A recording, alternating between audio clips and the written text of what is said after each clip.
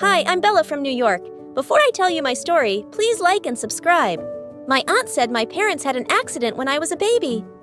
And since then, I've lived with her and my cousin Lucy. But you never guessed another kid lived in this house. All the wall frames had pictures of just Aunt and Lucy. Lucy had the biggest room, bursting with toys and books. Lucy had so many clothes she had another room as a closet. And me, well, I lived in the attic with her hand-me-downs. But I didn't care. All I ever really wanted was for Aunt to love me like she loved Lucy. So I did whatever Aunt asked me. I served her breakfast in bed, polished her shoes, painted her nails. But somehow she was just never happy. Once when I was 10, a new neighbor came to visit Aunt, and she looked awestruck when she saw me.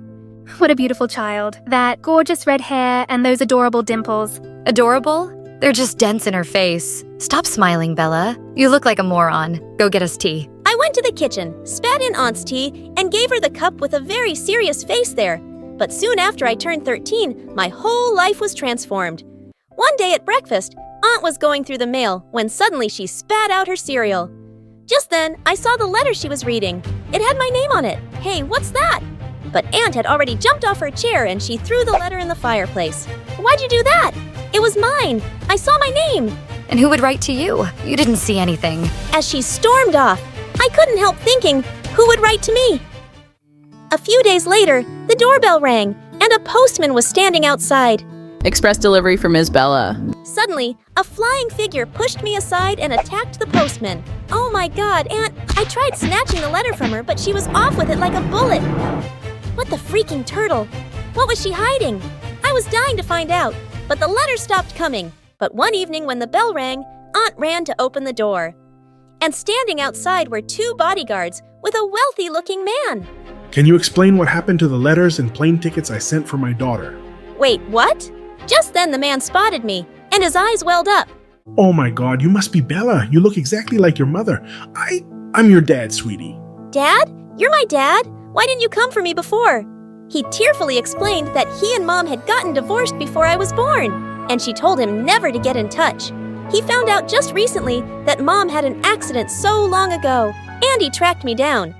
As we hugged tight, I turned around to Aunt. You made me think he wasn't even alive. And why were you keeping the letters from me? Because you don't deserve to go live like a princess. You should be my maid, after everything I've done for you. Used to you? I did everything you ever asked just so you'd love me.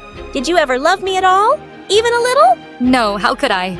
Dad told me to pack my things immediately, but before going, I made sure to rub Aunt's toothbrush inside the toilet. Then I took Dad's hand and left without even saying goodbye. We flew over to New York, and I was shocked at the size of Dad's mansion. My room was 5 times bigger than Lucy's. This was freaking awesome. As Dad was showing me around the house, I suddenly saw a tall woman staring at me coldly from a distance. Dad was married, so that must be my stepmom. Mary, there you are. Come meet Bella. But Mary just turned away and slammed the door behind her. Later that night, I walked past their bedroom to hear Dad and Mary talking in loud voices. It's her first day here, Mary. Think how unwelcome she must have felt. What about me? You just expect you'll bring a child home and I'll start loving her like she's my own.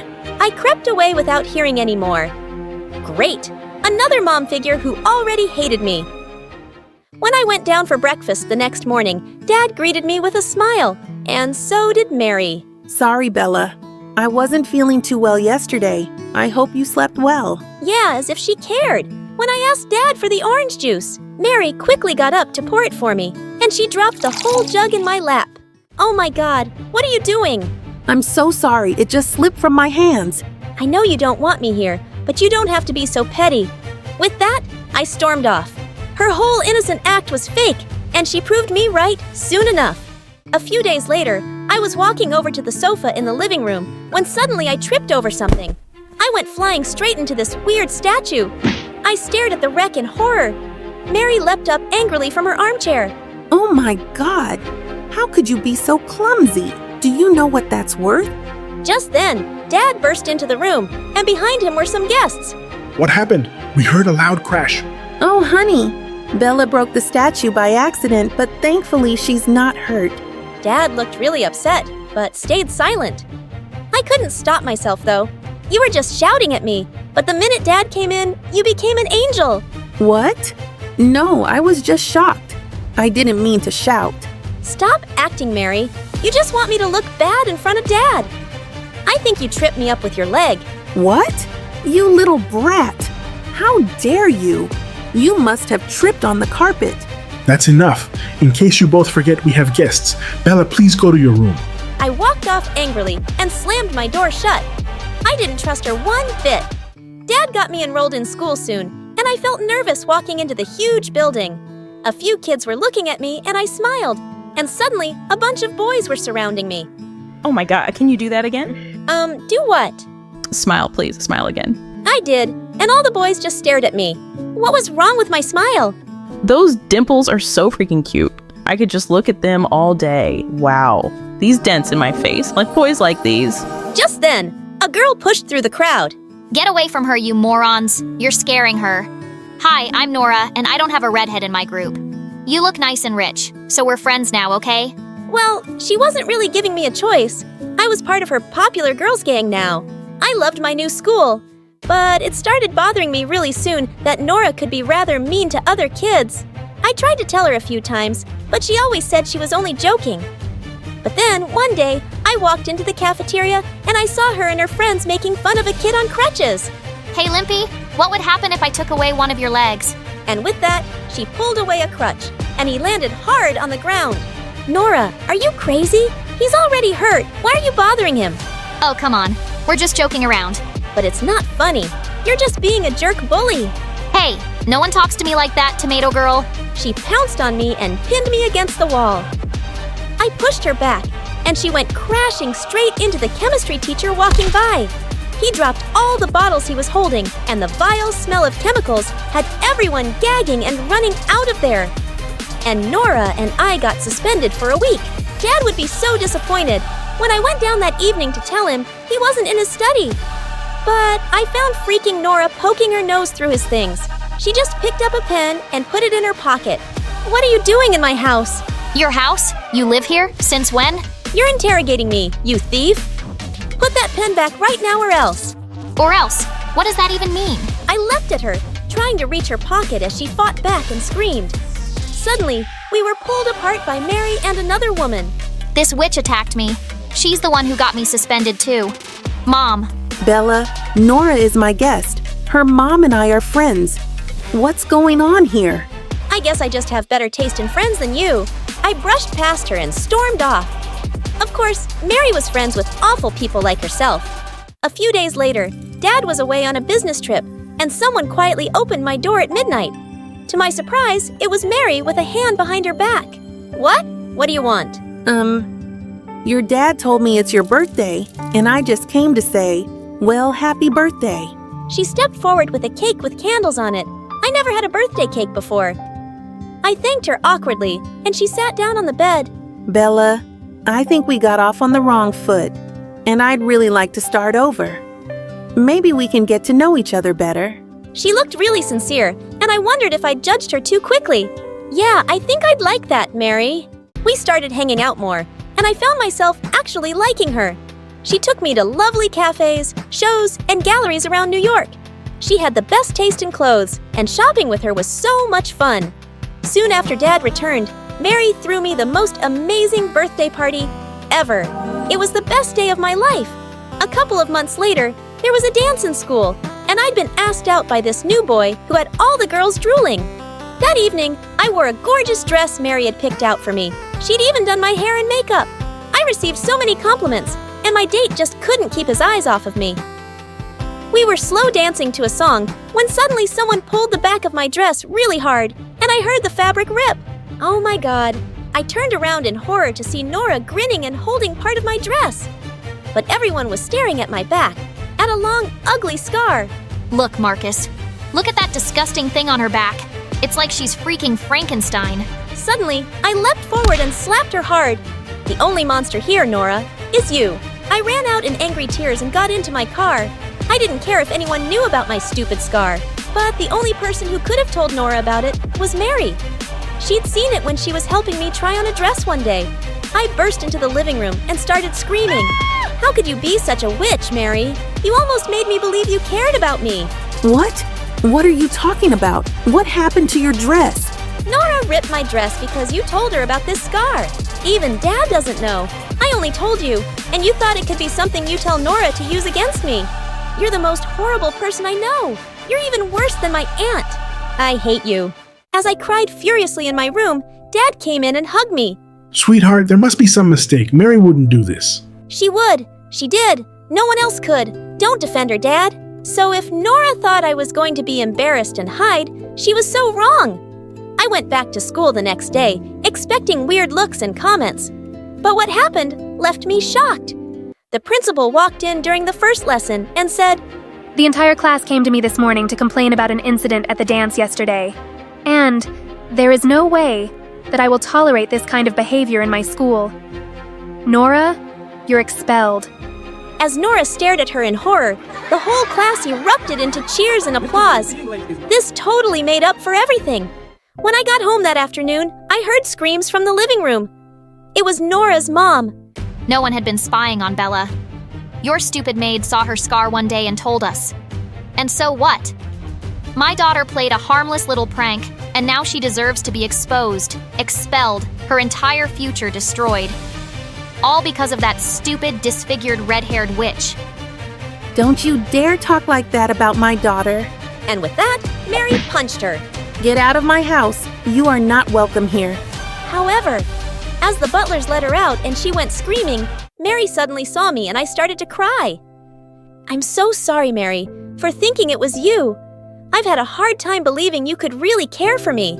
I heard you the first day you said you couldn't love me like your own, and I guess I've been scared to love you in case you didn't love me back. Oh, darling, I said that? Yes, because I couldn't love you right away. It was all so new for me, too. I've never been anyone's mom, but I've tried so hard to get to know you and love you. And I really do now. Bella, I love you. You're my daughter as much as your dad's now. I love you too.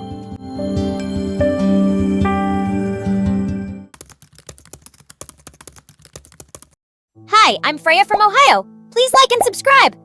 I belong to a home that was filled with happiness and love. And my dad worked very hard to give us the best life.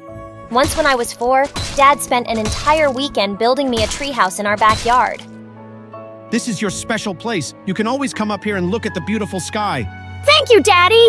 And when your sister grows a little taller, promise me that you'll share this treehouse with her and always be happy together. I promise. My sister Iris was 2 years younger and I loved her to bits. I would dance for her and she would laugh like crazy and clap her little hands. When I turned 6, Mom bought us walkie-talkies, and we had so much fun hiding from our parents. The coast is all clear here. Over. I see Mom's red hair. Over. Okay, I'm climbing down. Over. As I climbed down from the treehouse, I saw my aunt and my cousin enter our yard. I ran to greet them, and so did Iris. Freya and Iris, you've grown so big. Our cousin Shirley was the same age as me, and stood very quietly, without even a smile on her face. Just then, I noticed that they had 2 big suitcases with them. Are you going on holiday, Aunt? Yes, we're here for the holiday. Just then, Dad came out and helped Aunt with our bags. Aunt and Dad were twins, and he cared about her deeply. I was happy to have them around until Mom took me aside and spoke to me. Freya, you will move into Iris's room and share her bed. But Iris's bed is so small, Mom. I know, honey. It's just until your aunt finds a job and moves out. How long will that be? Just a few months. But months turned into years, and I was 10 and still squeezing into Iris's bed. My aunt didn't find a job, and Dad had to let her stay since they only had each other. And slowly, Aunt and Shirley started to become a nuisance. Yeah. Once in 7th grade, Mom had planned a party for me and Iris for being top achievers at school. When Aunt suddenly said she felt really sick. Maybe you should have the party on another day. I'm so unwell. Shirley must have caught it too. Look, she feels so warm. It's possible what we have is contagious. But I've already bought all the food and invited the guests. I can't cancel everything just a day before the party. Maybe you two could just stay in your room, Aunt. Oh, so you want me and my daughter to stay in the rooms like we are outcasts? Did you hear what she said, brother? We aren't good enough for their party. They always make us feel like we're living on their charity. What? She didn't mean it like that. Aunt started coughing loudly and Dad took her to her room. When he returned, he asked us if we could cancel the party. But Dad, Iris, and I already invited all our friends. My mom is sick and I think you should listen to your dad. It does seem insensitive to have a party when she's unwell. We can have it another time, please. It was so hard to say no to Dad, so we canceled it. And just then I caught sight of Shirley grinning as she walked away to her room. She and Aunt were such drama queens. And the worst part was that Shirley was in the same class as me. In 8th grade, I got selected to be the class president. And just as I was about to give my first presentation on all the changes I wanted to make, I stared at the projector in horror. Instead of my slideshow, it was a video of me singing and doing a stupid dance in front of my mirror at home. That's your president trying to be Beyonce. Gosh, how stupid does she look? Shirley, you're a wicked witch, just like your mother! She got up and pushed me against the chalkboard, and I took the duster and buffed her face white. Seconds later, everyone around us was laughing as we broke out into a full-scale catfight. But the teacher was not impressed by my behavior. Freya, I'm taking away your position as class president until you learn to lead by example. Hitting someone's face with a duster is not leadership material. But she pushed me! And you called her mother a witch? Later that afternoon, while I was doing my homework, Aunt came and sat next to me with her tea, and she poured it all over my books. Hey, what are you doing? This will teach you to watch what you say about me. I'm a witch, huh? I'm telling Dad about this. Go ahead. I'll just say it was an accident. He will never believe you over me, his beloved sister. And she was right. Dad didn't believe me. Freya, I'm sick of you disrespecting your aunt. When your mother gets back from the store, we're having a family meeting. But Mom had been gone for hours, and she wasn't even answering any calls. We were beginning to feel worried, but just then, a car drove up to the house, and Mom thanked a strange man as he dropped her off and drove away. What happened? My car's engine suddenly heated up and my phone was dead. Luckily, my boss was driving by, so he offered me a ride. Oh, I'm sorry. I'll get your car towed and fixed. I just couldn't help noticing the way that man looked at you. What way? What are you trying to say? Nothing, just saying. My aunt was on a mission to stir up trouble between my parents. And later that evening, while Mom was in the bathroom, I found Aunt digging in Mom's bag. What are you doing? Why don't you go up to your room and read a book, dear? Not until you tell me what you're up to. I'm looking for a painkiller for the headache you're giving me. Ah, there it is. She took it and left, and I told Mom right away, but she checked her bag and said everything was in place. But just a few days later, it was Dad's birthday, and Mom bought him some new shoes.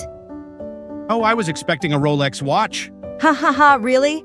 Well, honey, that's quite an expensive gift. But you used our credit card to buy it 2 days ago? I got a message on my phone?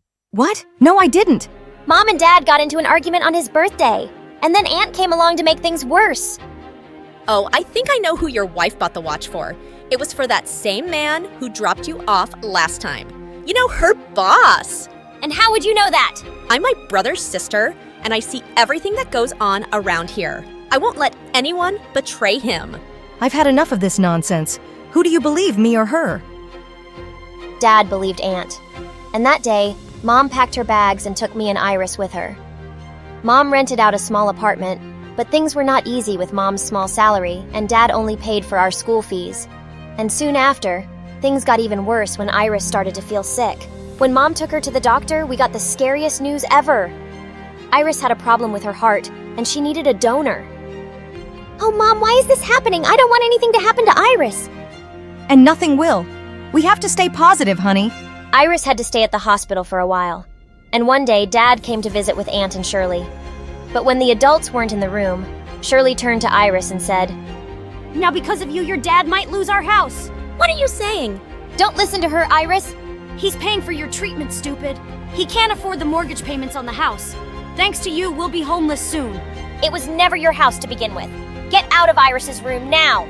Later that day, I started to do some research on heart donors, and I was surprised to find applications on a funding program called the Heart Foundation. I quickly applied, telling my story, and sent it with fingers crossed. When I told Iris about it the next day, it made her really happy. Even though our family is no longer the same happy family, I'm so glad that I have you as my sister and best friend. I hugged her and then turned on the music on her phone, and I started dancing for her like old times. And she laughed so much. Back at school, I struggled to keep my grades up because of everything that was going on. And one day, Shirley scored higher than me in math and couldn't stop rubbing it in my face. Now that I'm the smarty pants of the family, I'm gonna tell my uncle to throw me a party. Don't worry, you're invited, as the waitress. Suddenly, I felt so furious that I just screamed and charged her. But somehow I managed to stop myself at the last second. So I was shocked when Shirley suddenly fell to the floor like she'd fainted. Shirley? Oh my God, what if you killed her? What? I didn't even touch her. No, I saw you. Her friend ran off to call the principal. Shirley was rushed to the hospital where she was just fine soon after. But I was suspended for 2 weeks. I was really angry, but my suspension meant I got to spend a little more time with Iris at the hospital. I miss our treehouse. Me too. Let's go there. You know we can't do that. We'll get in so much trouble. Please, Freya. I'm so tired of being in the hospital. My sister made her puppy dog eyes at me, so I put her on the wheelchair and told the nurses that I was taking her out for some fresh air. We sneaked right out of the hospital and got onto a bus that took us to Dad's house. No one seemed to be at home, so we headed straight to our treehouse. Are you sure you can even climb up? Yeah, of course I can. Okay, go really slow and I'm right behind you. Iris climbed up the ladder, but as soon as she was inside the treehouse, she let out a loud scream. I started climbing up frantically, but just then, I saw Shirley looking down at me, and next to her was a boy from school. Shirley, what are you doing here? Bunking school and making out with my boyfriend. You and your sister are trespassing. Shut up, this is our treehouse. Oh yeah? We'll see about that. She kicked the ladder and I lost my balance. But luckily, I caught a tree branch just in time. Oh my God, Freya. I turned to see Dad looking up at me, and next to him was Mom. Dad quickly put the ladder back and helped me climb down. What are you guys doing here? The hospital told us you were missing. We figured you might be here. I'm sorry, Mom. It's not her fault. I made her bring me here because this is my happy place. Iris cried. And we had a family hug until it was interrupted by Aunt. What's going on here? Shirley kicked the ladder down while Freya was on it. What nonsense! My Shirley would never do that. I saw it with my own eyes. Shirley came down from the treehouse with the boy, and Aunt didn't look so happy. Shirley! I'm sorry. Shirley looked down sadly, but I didn't buy her act one bit. I'm so disappointed in you, Shirley. You really could have hurt Freya. And if you're really sorry, tell everyone the truth about what happened in school. You pushed me. That's what happened. Yes, she did. And brother, why are you holding that woman's hand? Have you forgotten that other man she's with? Dad immediately let go of Mom's hand, and she looked so sad. As Mom drove Iris back to the hospital, I had a brilliant idea. Mom, can I borrow your credit card? Honey, I'm already owing a lot on my credit card. No, I'm not buying anything. I just want to investigate something. I then asked her to drop me at the mall and went to the only jewelry store that sold Rolex watches. Excuse me, can you check my mom's credit card? I think she bought a Rolex watch here some time back. The store assistant checked the card, and the time of the purchase showed up. I requested to see the CCTV footage of that date and time, and it was exactly what I had expected. My aunt was the one using my mom's credit card. I made a copy of the video on my flash drive and left. I was on my way to Dad's office when I got a phone call that made me yell out with excitement. Iris's application for the donor heart was approved. My sister was going to get a new heart, and she would be completely okay. When I reached Dad's office, I showed him the video from the jewelry shop. Oh my God! I don't know what to say. She's my only sister. Why would she do this to me? You really broke our hearts when you believed your sister over us, Dad. Aunt broke our happy family and you let her? The next day, while Mom and I were in the hospital with Iris, Dad suddenly walked in with flowers. I am so sorry. And I know my apology is not going to be enough right now, but I love you all very much, and I will do anything to have you back home. Mom didn't forgive him immediately, but once she heard that he'd kicked out Aunt and Shirley for good, she was willing to give Dad a second chance. And slowly, our family became whole again. I learned a big lesson here. Always look for the truth, even if it hurts. A good leader is a truth seeker. Hi, I'm Irina from Russia. Please like and subscribe. My mom gave birth to 2 identical twins, me and my sister Rita. Unfortunately, we were only a month old when my parents divorced. Mom took Rita to the city while I stayed in the village with Dad. Dad was my only friend because growing up I was super shy and preferred to read and write stories in my journal than play with other kids. Are you sure you want to spend another Friday night alone, sweetie? Don't worry, Dad, I'm fine. Aren't you happy I'm not going to any wild parties or dating any boys? Then one day when I was 16, I got a strange visitor. Hi, Irina. Oh, you're all grown up now and so beautiful. Thanks. Do I know you? Wow. I guess your dad never mentioned me much or kept any pictures. I'm your mom. Huh? You're joking, right? But she wasn't. Instead, Dad came over and the two of them sat down with me in the living room. All right. I let you come over because you said you had an emergency.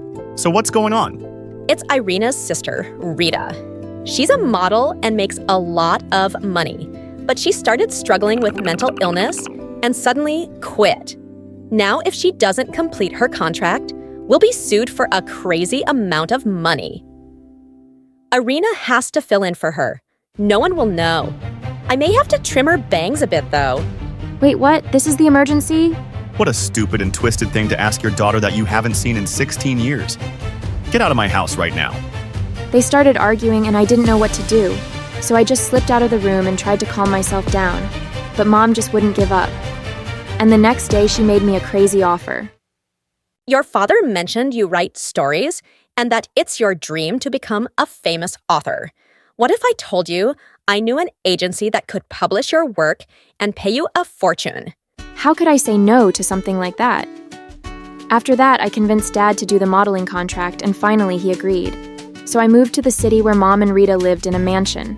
Mom greeted me at the door and hugged me tightly. I still wasn't entirely comfortable with her, but it was nice to feel welcome.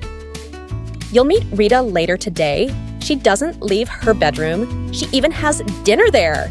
You mean I'll only see her if I come upstairs with you? Doesn't she ever leave the house? Mom didn't answer.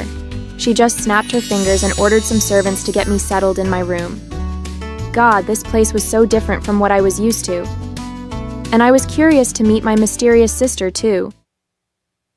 That evening, I was reading in my room when I heard a scream outside my room. I went into the hallway to find the maid covered in food. That's when I also saw Mom and Rita.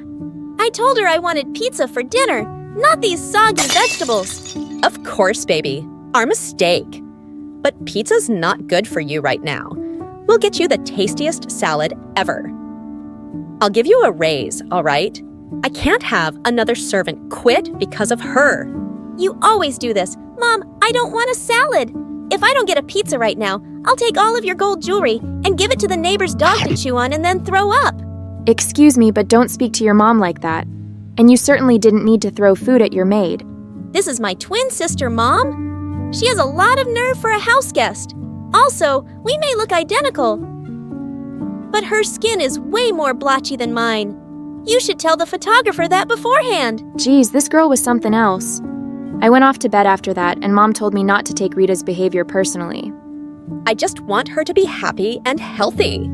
The next day, I arrived on set, when suddenly I noticed everyone glaring at me and whispering angrily.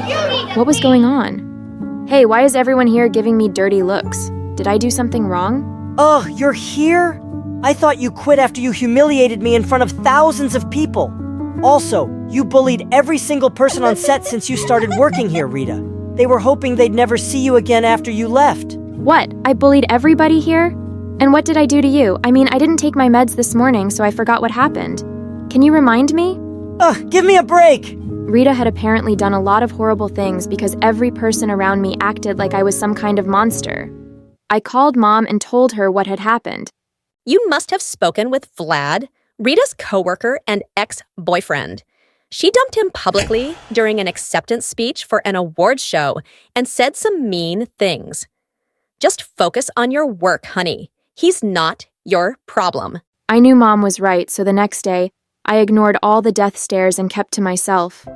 But later that afternoon, Vlad and I had to do a photo shoot together.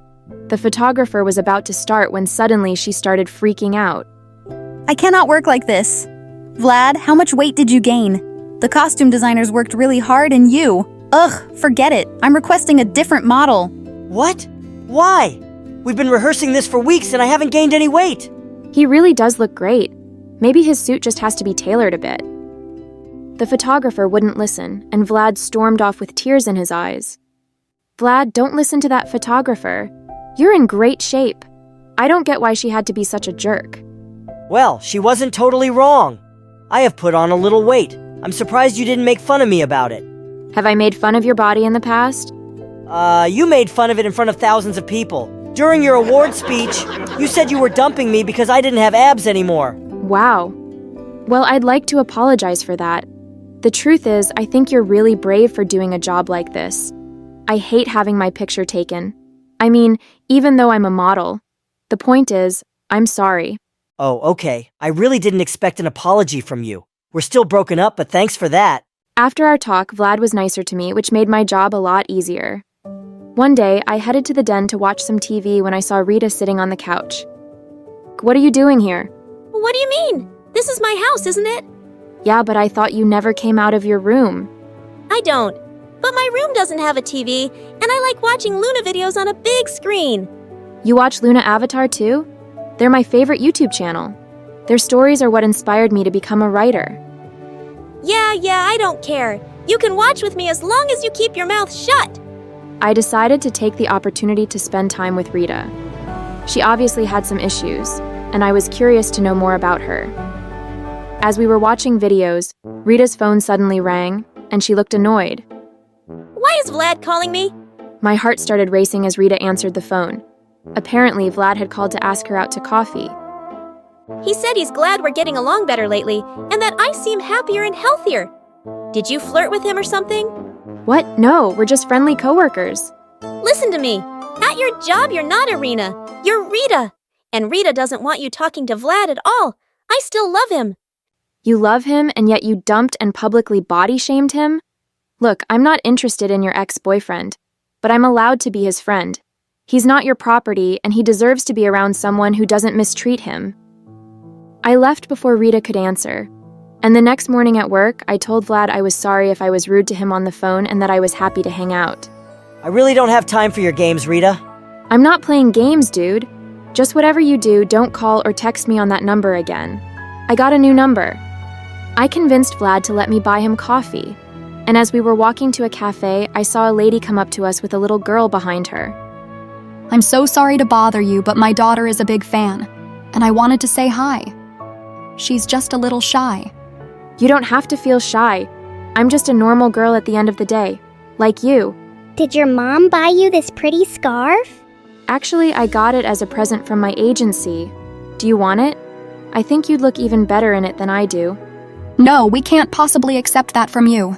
Rita, that scarf cost thousands of... It's okay. Really, I want her to have it. The girl was starry-eyed, and her mom thanked me over and over. Wow, I can't believe you just did that.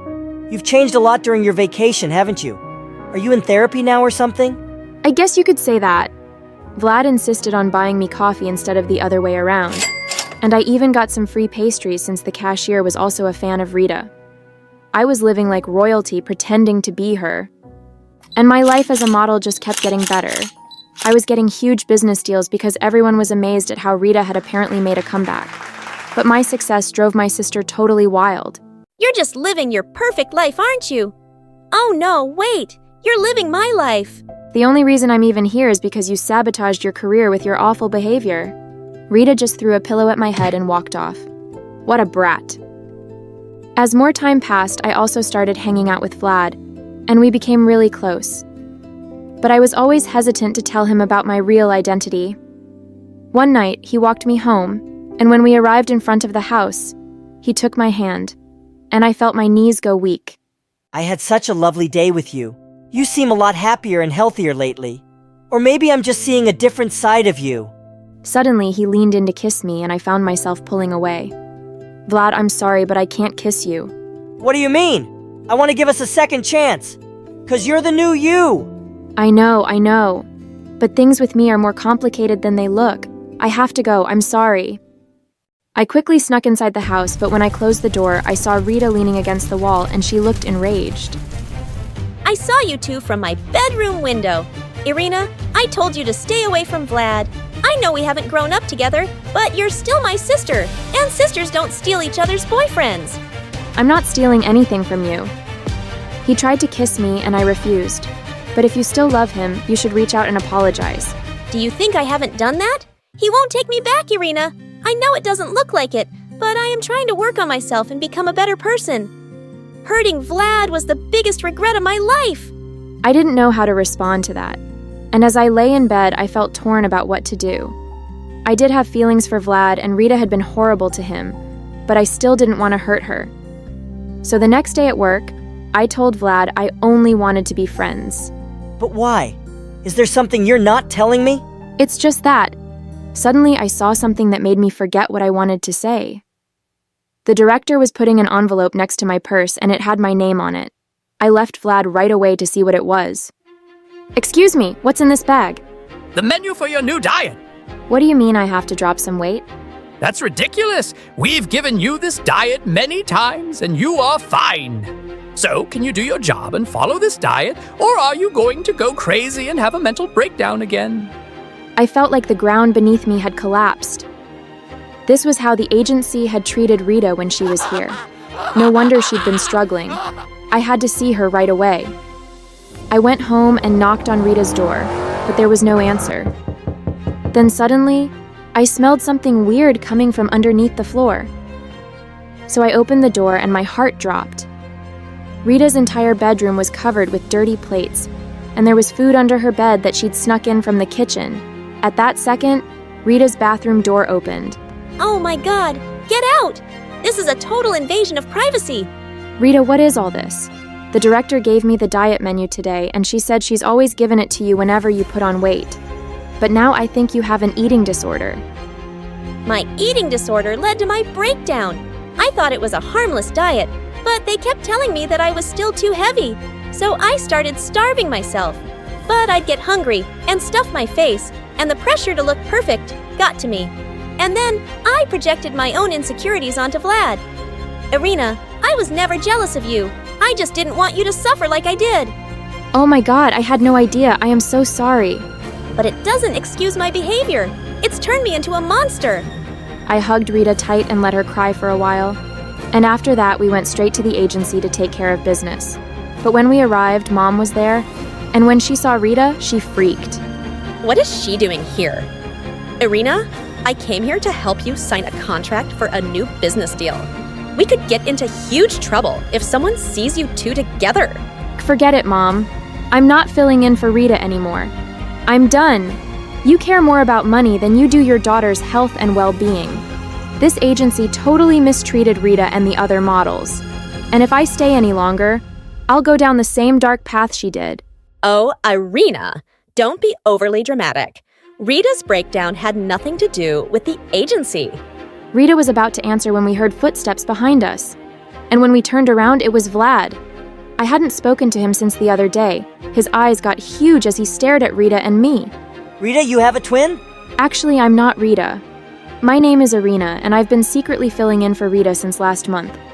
She didn't want to continue modeling, but they were going to sue us, and she quit before her contract ended, and... It was her you've been hanging out with this whole time. I don't understand. So you both lied to me and the whole world about all this? It wasn't our choice. Vlad walked away before I could finish, and I was devastated. I wanted to go after him, but I had to take care of other things first. I called Dad right away, and with his help, we filed a lawsuit against both the agency and Mom for mistreatment and fraud. Dad got custody of Rita and got her the therapy she needed, and I was still able to get my stories published. But our little switcheroo was all over the news, and Vlad was still ignoring our calls. Then one day, Vlad texted me to meet him at a cafe, but he said he didn't want to talk to Rita. That was weird. So talk to me. How come you asked me to come here but not Rita? Because you're the one I want to be with. Irina, you're a better person than Rita is. I was hurt that you lied, but I know you had your reasons. I'm not a better person than Rita. I just had it way easier than her. She still loves you and wants a second chance. But she hurt me too deeply, and I don't think I can ever love her the same. You're the one I want to be with.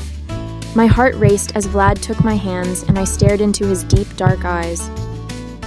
Vlad, maybe someday we can be together, but right now I have to focus on myself. I've been living my sister's life for too long, and I've lost touch with who I am. Still, I've loved every moment I spent with you. Me too. Good luck, Irina. And with that, I left the cafe with a smile, ready to start a new chapter of my life. Hi, my name is Labu, and I was born to 2 lawyers in Connecticut. Please like and subscribe. Ever since I could remember, I was told 2 things about me. First, I was really beautiful. like Disney princess, movie star beautiful. And second, something was seriously wrong with me. I was different from every single person around me. Even my parents. It started with small incidents, like Mom asking me how she looked in a really hideous dress. I told her the truth. Yuck, your dress looks like poop. I've been wearing this all day. Oh, she doesn't mean it. Yes, I do. You should throw that dress away, Mama. Mom burst into tears. Labu, that's a bit too honest. But she asked me. Just say, you don't look good, okay? I didn't understand why I had to lie. And it turns out in life, you're supposed to lie all the time. Like in 3rd grade, when my dad had his boss over for dinner. I said, I know you. Dad says you're the stupidest, craziest boss in the world. Why are you like that? He lost it, yelled at Dad, and then made him work for 4 weekends straight. Dad loved me too much to be mad at me, and he tried to explain the rules again. I really tried to learn them. But I was simply different. By the time you're in 6th grade, everyone in class will start cracking jokes and playing pranks. If you're like me and you can't tell when people are lying, it will be a nightmare. The worst offender was my classmate, Reno. He was the son of crazy rich politicians, and he thought he could get away with anything. He was always pulling pranks on students and teachers, and he never got more punishment than detention. One time, as a joke, he said his parents were secretly spies. I was the only idiot at the table who believed him. I started taking careful notes about every juicy, totally made-up detail. It was only when everyone was laughing that he said he was lying. You made all that up? Are you bored or crazy? You really couldn't tell I was joking? Amazing! She's like a stupid robot. Hey, I know you. Your parents are my dad's clients. My dad's a divorce lawyer. The girl looked at me like I was a ghost. My parents are getting divorced? Yes! Didn't they tell you? She just ran away. So beautiful, yet so heartless. What? People were inching away from me, looking disturbed. Did I say something wrong? You're fascinating. Are you from another planet? I didn't have time for his jokes. By the end of the day, the whispers were everywhere. Labu's scary. She's pretty, but she's crazy. Labu's the rudest witch on the planet! My tongue was cursed. It either made people hate me or fear me. By the time I was in 11th grade, even my teachers wanted to shut me up. One time, a teacher started yelling at me for correcting her in the middle of class. Why should everyone note down the wrong answer just so you don't feel bad? I wish your manners were as nice as your face. I wish you wore a nicer wig. We can all tell you're bald. Detention now. Whatever. I was fine being weird, Labu, with no friends. I understood science and math more than humans, and that was enough for me. The only person who wasn't scared of me was Reno. He was always ready to pull stupid pranks on me while we were stuck in detention. In a way, I admired him. Reno got to be as weird as he wanted, and he was still great at making friends. That's when I got an idea. Reno, you've always been weird. Excuse me? You know you lie all the time. You get poor grades and you're always in detention. Wow. You have issues, but you are still popular. How do you do that? I'm handsome, rich, funny. Listen, I really want to fit in and have fun in our last 2 years here. Think about exactly how you make friends and explain it to me like I'm 5. That's gonna take time. I expect payment. You can do all of my homework? Then I expect a proper friendship course with tests. Then you need to call me Professor Reno. I'm not doing that. It's a deal breaker. Fine, Professor Reno. We struck a deal. The next day, I met Reno in an empty classroom during lunch for my first lesson on becoming just like everyone else. I've known you my whole life, and using my expert observations, I've made this course. Wow. It only has 4 chapters. And if you get them all, you will be popular. Let's do it. Chapter 1. Jokes. Jokes are lies that make people laugh. You can't tell when people are lying, so just laugh if the other person laughs.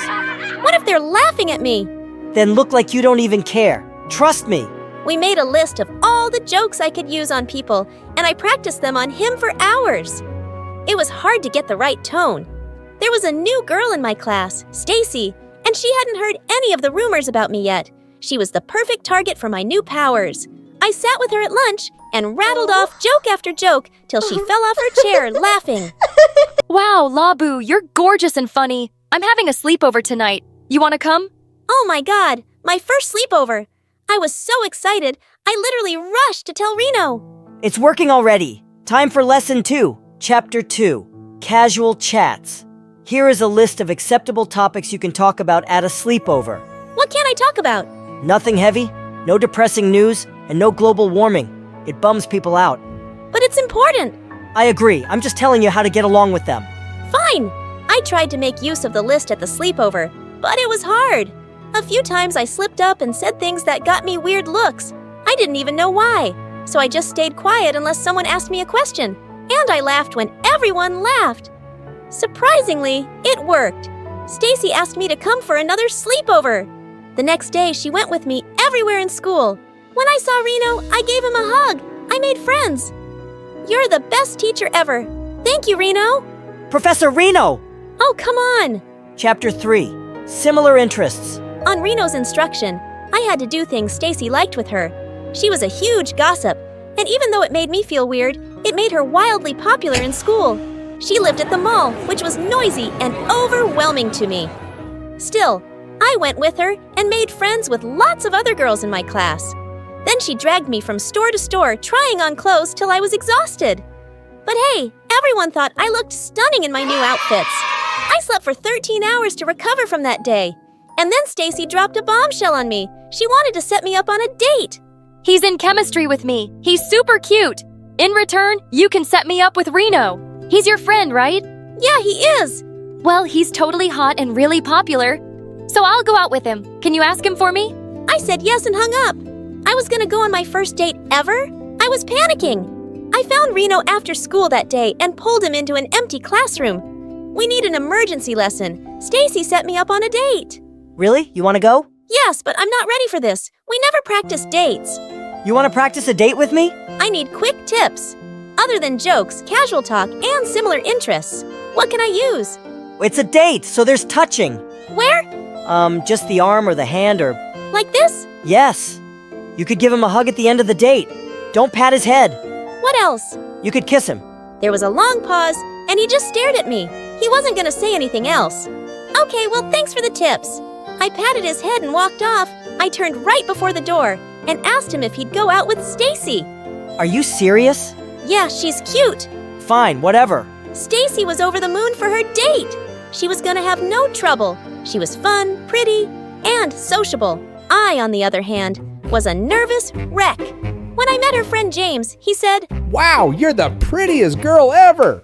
Thanks, same to you. Oh, shut up, Labu, you moron.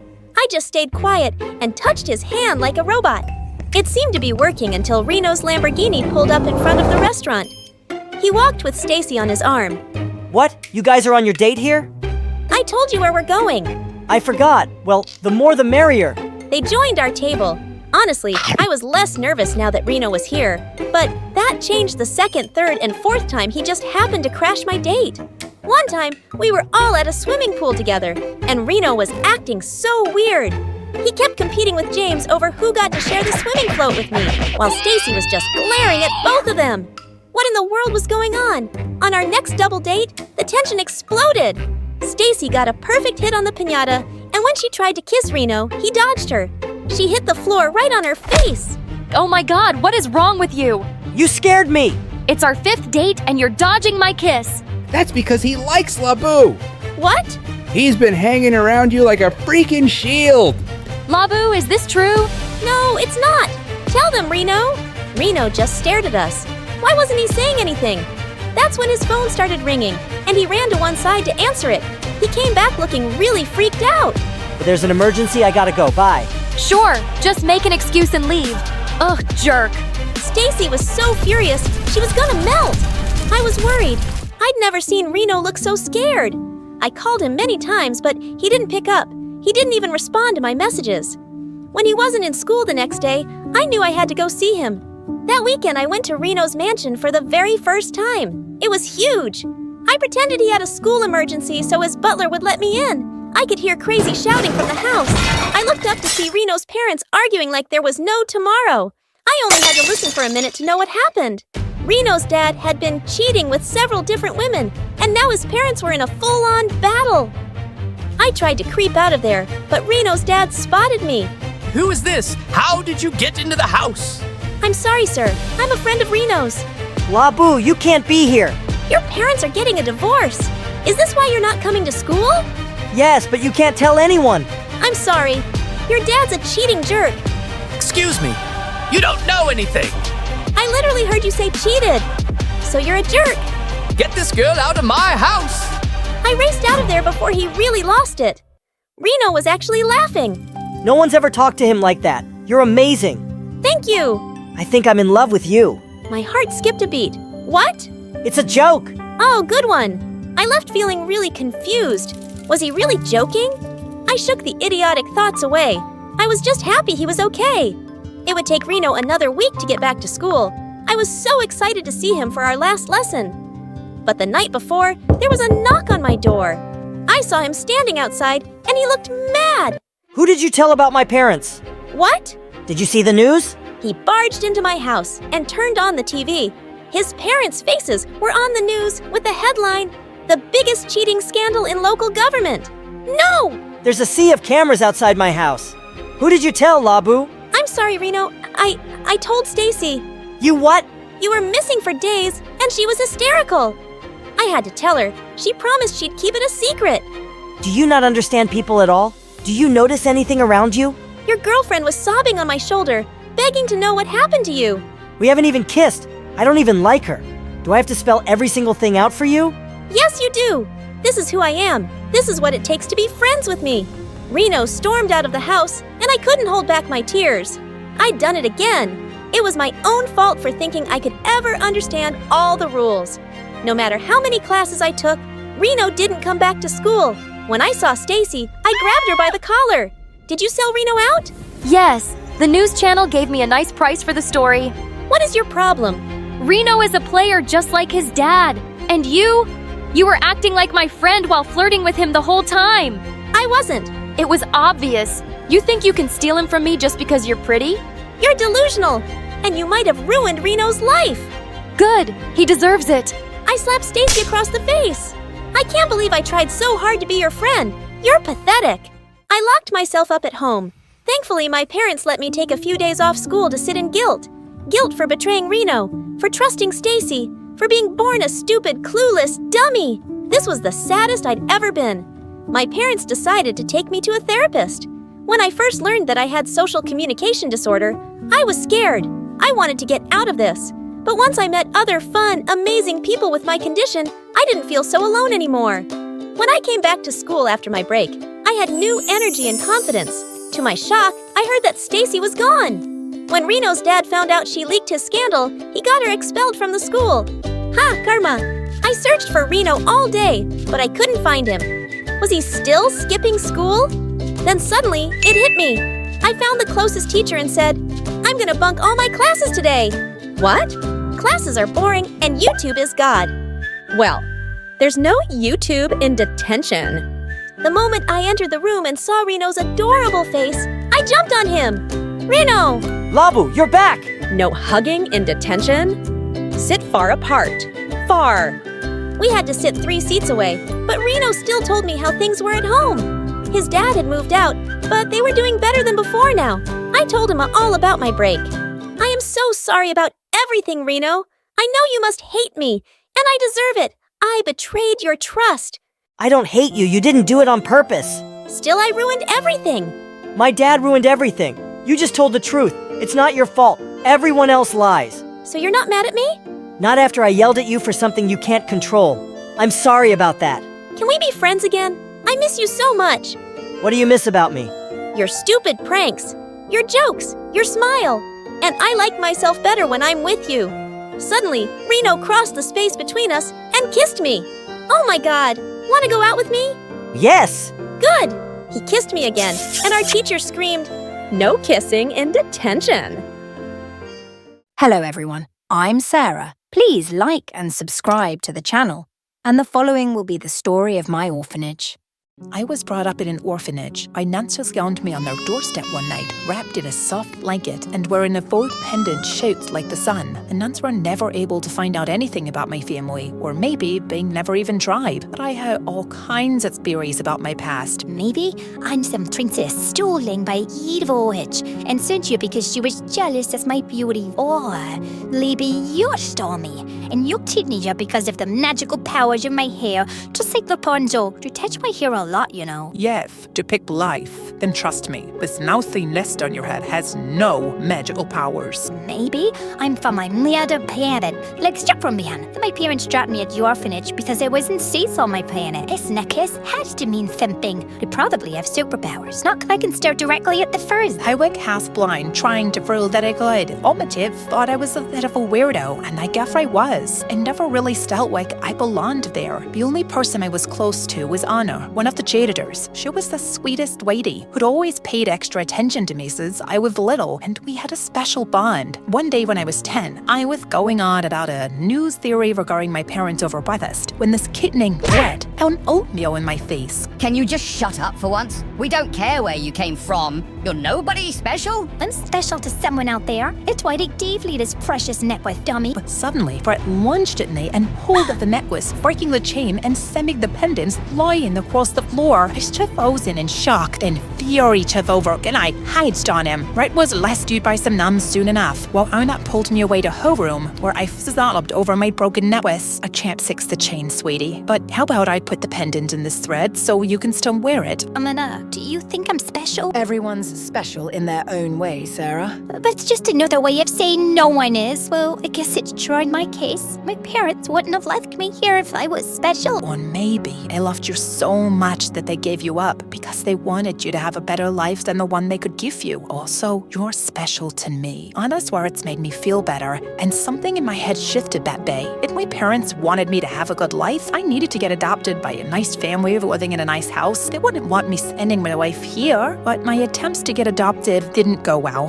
Why does my head look like a jelly bean? And why do I look pregnant? I was wondering about your head too. Maybe your brain is too small, and I thought you were pregnant and wanted an older sister for your baby. I'm totally up for it. I guess I offended them because Ray didn't adopt me. I tried to impress more couples visiting the orphanage. I cracked jokes, sang them songs, memorized a bunch of science facts so they'd think I was super smart, but every meeting ended the same way. They left, always choosing someone else. And eventually, I gave up on the idea of ever getting adopted. I wasn't gonna put myself through the pain of rejection again. Then one time when I was 15, I was reading in the common room when I heard loud voices in the corridor. I stepped outside to see a new boy surrounded by a bunch of kids, including Brett. They'd taken his thick glasses and were passing them around and laughing. Then Brett rolled them to the side and the poor boy dropped to the floor, blindly searching for them. What is wrong with you guys? Leave him alone. Oh, chill out, loser. Unlike you, I'm getting adopted next week, so we're just having some fun before I go. Do you need a reminder on the time I made you scream for your life to your new parents, one of bald son? Brett gave me the stink eye before he and the others left, and the boy turned to me with a grateful smile. He told me his name was Mateo. Mateo and I had tons in common. We both liked super spicy food and scary movies, and we were both misfits as kids. The only difference is that you don't let anyone bully you. And I can't stand up for myself. If you can, because you have me by your side now. You don't have to do it alone. Mateo and I became best friends, and my life was just better with him around. Of course, I started including him in my hangouts with Anna. I could just sense he didn't like her at all. Like this one kind, I asked Mateo to play board games with me and Anna after dinner. Could he hide out refused? I just don't like the way she keeps looking at me. She has a slight squint in her eye, dude. Then I guess it's just her vibe. She's perfectly lovely. Just yesterday, I saw her screaming at some little kids for spilling juice on the floor. I mean, they're kids. And the other night I woke up and was getting myself some water. When I saw her sneaking out, it was 2 a.m.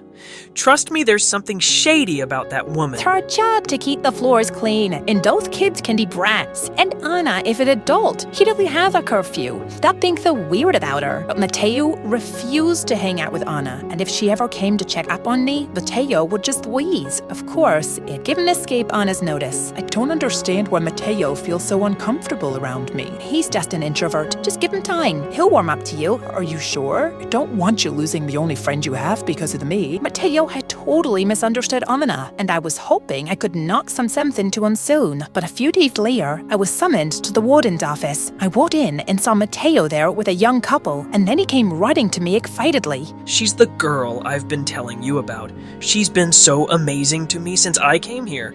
If you're looking to adopt someone, it should be her.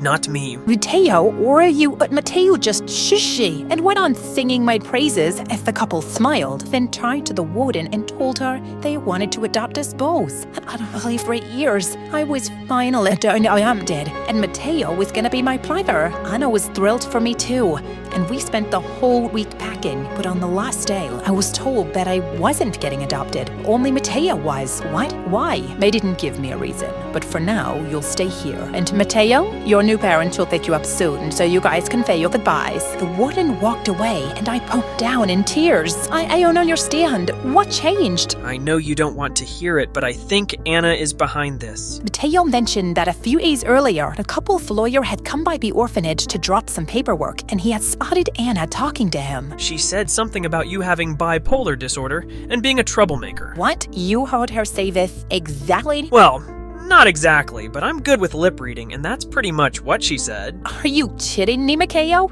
Choosing Anna for no good reason? No, your parents probably just decided it wasn't worth the trouble to adopt 2 kids after all. Why don't we ask them? Yo, thank you. I don't need to be humiliated to my face. Are you sure you want to go with 8 people? What if they change their mind about you one day too, huh? I think you're wrong about them. You know what? Just please. I can see you're dying to go. Don't ruin the one thing I have in my life. And that's Anna. I stormed off before he could say more, tears pouring down my face. We didn't have a proper goodbye, and I didn't stay in touch. A couple of years went by, and I started a job at a local grocery store to save up money for the future. One day, as I was heading out, I realized my uniform had a tear in the back. I went to Anna's room to ask for help, but she wasn't around. As I looked around for her sewing kit, my foot caught in a carpet, and I fell on my face. Lillian groaned. I suddenly spotted a large wooden box under her bed. My curiosity got the better of me, and I opened it. There were stacks of cash inside, but my hands trembled as I picked up the picture of Anna with a woman who looked a lot like me, wearing my necklace. I went over the other documents in the box and saw my birth certificate, along with letters from someone asking about how I was doing. He can make any sense. Anna had my birth certificate, so she knew exactly when I was born, and to holy she actually knew my mother. If she lied to me about all this my entire life, I wanted to confront Anna immediately, but something stopped me. If she had kept such a big secret, she would only lie in my face now. I took pictures of everything with my phone and quickly left her room. And later that night, I ran away from the orphanage. I messaged Mateo on Instagram saying it was an emergency, and thankfully, he agreed to meet me at a cafe. As he walked in, I instantly registered that he looked different. Hey, what's going on? I'm so sorry for not believing in Mateo. You were right, Anna isn't who she seems. I told Mateo about everything I discovered. I just knew it. My parents confirmed that Anna had said things about you to their lawyer, but I didn't reach out to you again because I didn't think you'd listen. I wasn't ready to, and I do believe you now. I couldn't think of anyone else to go to, and I know you aren't happy to see me, but... Sarah, of course, I am. You're my best friend, and you're not going back to that orphanage. Mateo took me to his mansion, which was beyond amazing. He had butlers and maids, a movie theater in his basement, 3 pools, a chef, and a masseuse. His parents were welcoming, and Mateo helped me hire a private investigator to follow up on the lead I'd found in Anna's room. To even lied for me when some police sent by the nuns showed up asking about me. With me, he was still great, but I could tell he'd really changed. I couldn't ignore his pretentious wardrobe and his slicked back gel hair, and he always seemed overt eager to please his parents, thanking them for every little thing, asking them praise over his good grades, and taking an interest in everything they liked. Dude, did you even know anything about the painting your parents just bought you were praising for lunch? Looked pretty weird to me. Of course, I know.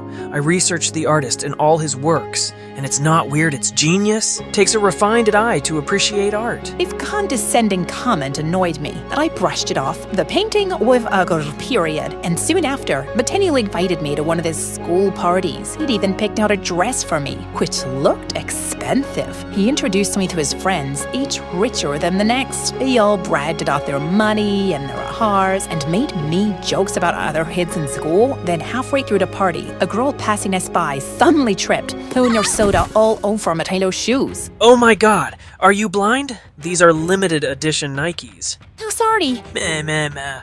Is your apology going to replace my shoes?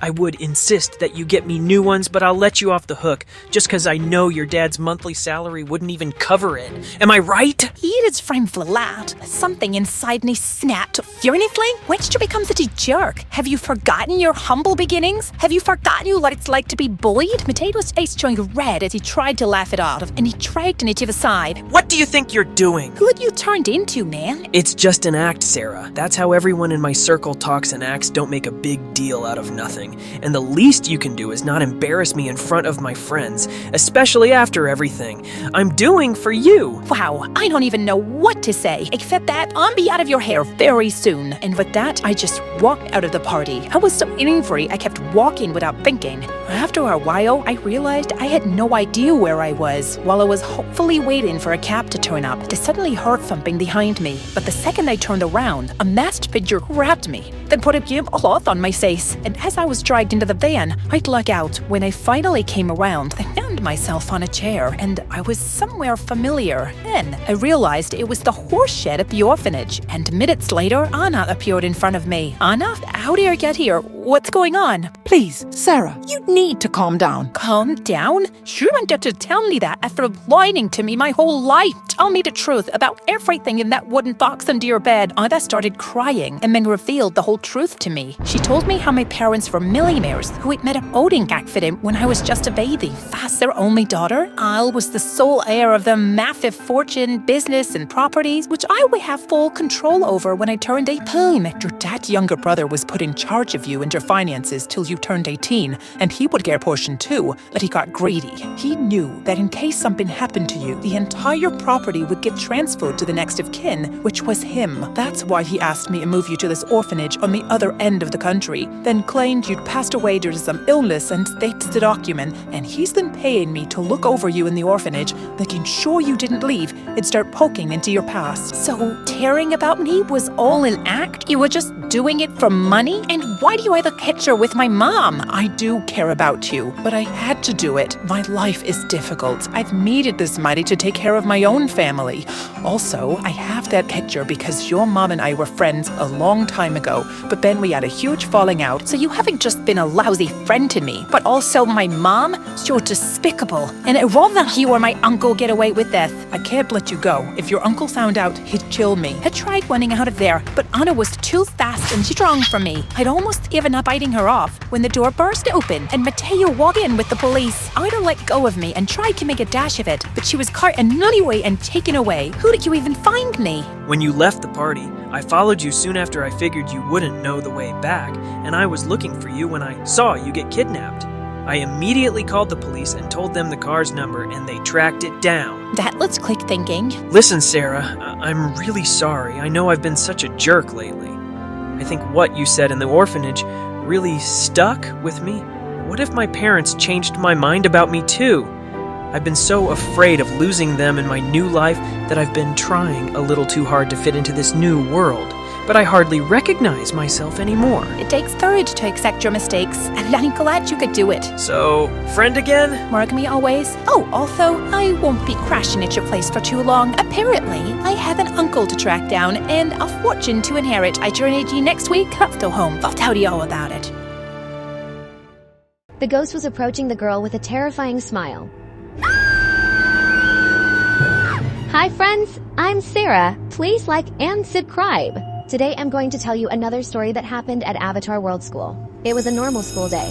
The teacher was explaining a new topic and the students were listening and taking notes. A girl named Alice asked to go to the bathroom. As she was leaving the classroom, it seemed to her that one locker opened by itself. She went over to see who did it, but there was no one around. Alice thought the hinges of the locker were just too old and closed it. At recess, she told her friend Grace about it. Grace told a story that happened at this school many years ago. A long time ago, my grandfather went to school here. One day he noticed that his locker opened by itself. He went to close it. When he turned around, there was a ghost behind him. There was screaming all over the school. The teacher came out to check what happened, but there was no one in the hallway. Alice was even more scared. The girl went home and told her mom about it. But her mom just laughed at the story. She said that ghosts don't exist and that the story was just fiction. Alice calmed down and went to sleep. When she woke up, she noticed something strange.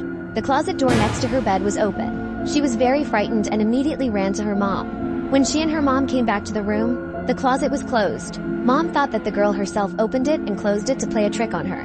But the girl was very scared. At school at recess, Alice told her friend about it. Grace said that the girl had 7 days to save herself from the ghost. My grandfather talked about the ghost for 7 days, but no one believed him.